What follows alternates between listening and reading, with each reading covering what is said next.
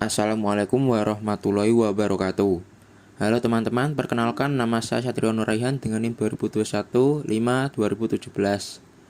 Dan kali ini saya akan menjelaskan tentang arus bolak-balik atau AC. Apakah teman-teman sudah ada yang tahu apa itu arus bolak-balik atau AC? Kalau belum ada yang tahu, mari kita simak baik-baik video kali ini.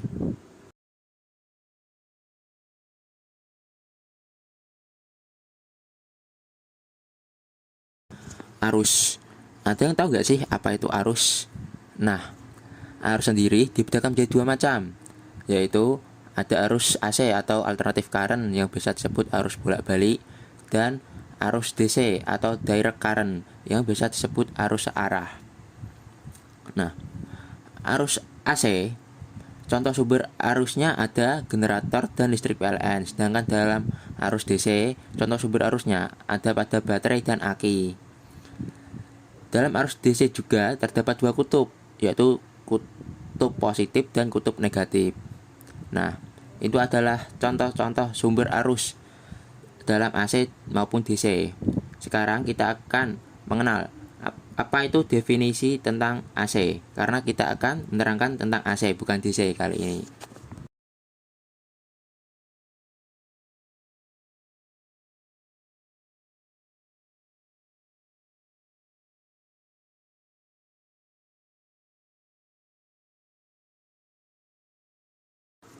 Definisi arus bolak-balik.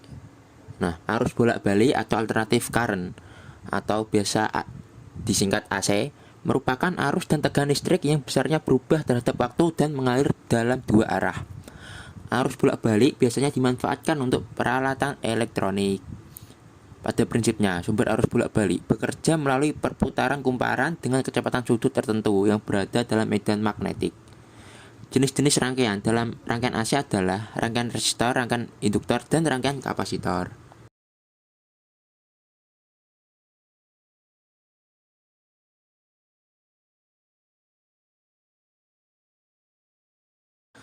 Selanjutnya, arus dan tegangan AC.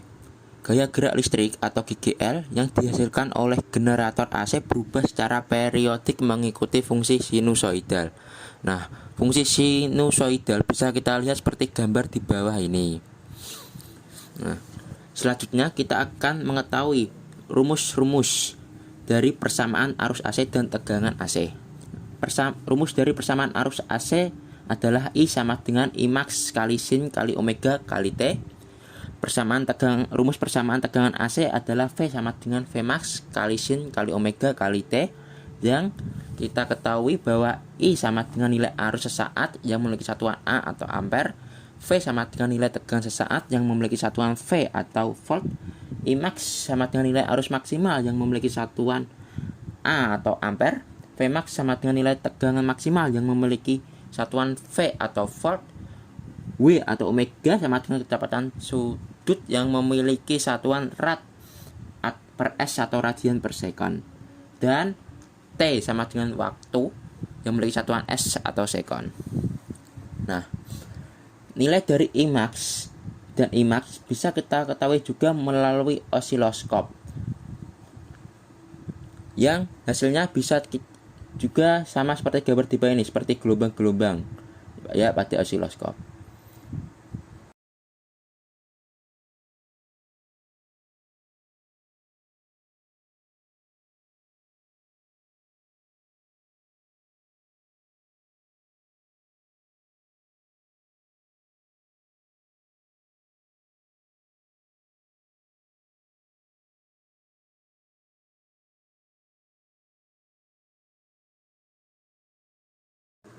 Nah, ada lagi nih nilai efektif. Apa sih itu nilai efektif? Arus dan tegangan yang setara dengan arus dan tegangan DC pada waktu yang sama di mana energinya sama pada batan yang sama. Nah, kalau nilai efektif ini bisa kita ketahui nilainya pada alat yang namanya ampere meter ataupun voltmeter. Nah, kalau pada apa itu IMAX atau IMAX kan bisa kita ketahui pada osiloskop. Nah, kalau nilai efektif ini bisa kita ketahui nilainya pada ampere meter dan voltmeter. Nilai efektif juga memiliki rumus-rumus, yaitu volt efektif sama dengan Vmax per akar 2 dan I efektif sama dengan Imax per akar 2.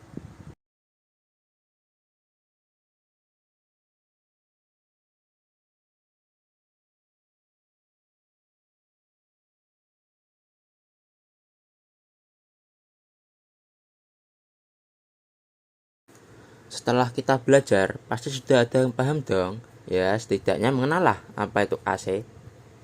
Ya, di sini ada contoh soal nih untuk pembelajaran. Mari kita kerjakan soal ini bersama-sama agar kita makin paham. Ya, contoh soal. Ketahui ada sumber voltmeter AC dihubungkan ke sumber tegangan AC menunjukkan nilai 20 volt. Ya. Tentukan A, tegangan maksimum, B, arus efektif yang mengalir pada hambatan yang sebesar 80 ohm yang dihubungkan ke sumber tegangan. Ya, mari kita selesaikan bersama-sama. Bisa kita lihat bahwa di sini diketahui tegangan efektif yang sebesar 20 volt dan hambatan yang sebesar 8 ohm. Dan disuruh mencari A, tegangan maksimum.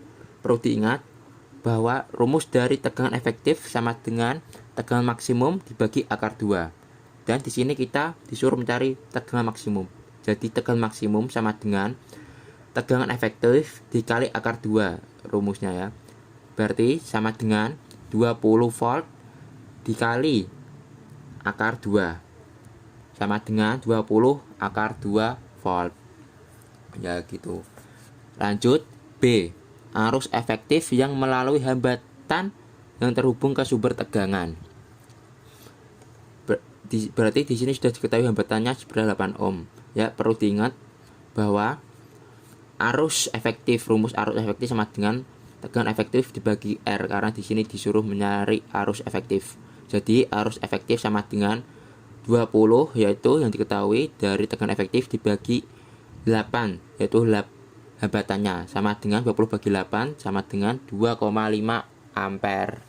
Ya, itu adalah contoh soal yang bisa kita kerjakan. Cukup mudah kan? Cuma satu. Ya, mungkin itu emang soal yang mudah lah. Mungkin kalian bisa menemukan soal yang agak sulit nanti di mana gitu. Ya, cuma itu yang bisa saya sampaikan. Mohon maaf jika ada salah kata. Wassalamualaikum warahmatullahi wabarakatuh.